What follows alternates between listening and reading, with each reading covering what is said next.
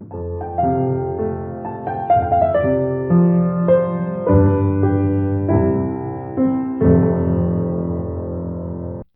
to write a novel around a theme. Themes fall into one of your broad categories: man versus man, man versus himself, or man versus nature, man versus technology, man versus society, man versus aliens or vampires.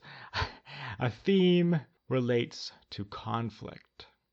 The resolution of the conflict, or the resolution of the story, does not equal the resolution of the theme. They're not the same. That's the summing up temptation. And that's Tolstoy's big temptation. He wanted to sum things up, and he wanted to reduce the complexity of a theme to a simplistic answer or moral of the story.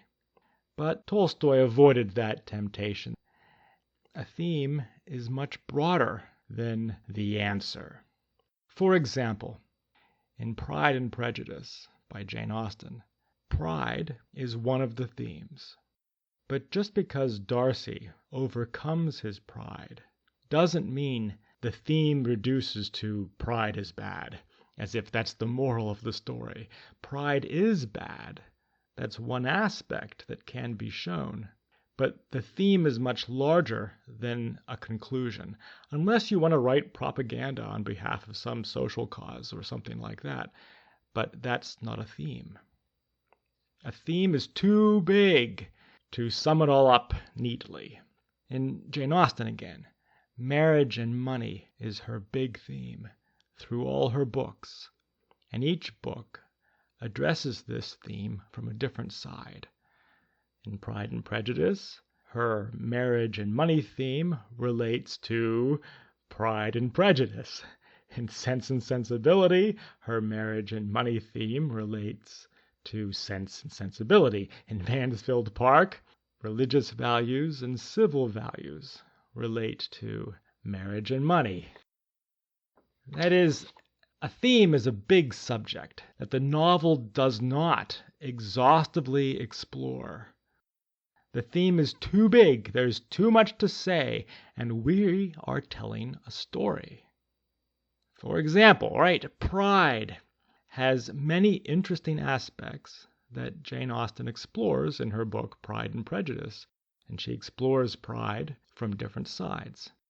Pride and prejudice are often mixed. When you have one, you often have the other. So Darcy, he has more pride than prejudice, but he has both. Elizabeth has more prejudice than pride, but she has both too. And then there are all the kinds of things that can cause a person to be proud. Darcy is proud of his family, but it's a kind of false pride because he overestimates his family's moral worth. Elizabeth also has a kind of false pride. She sees her family as much better than it is. So she's proud of something that she shouldn't be proud of, and that leads to comedy. Irony, Jane Austen's famous irony.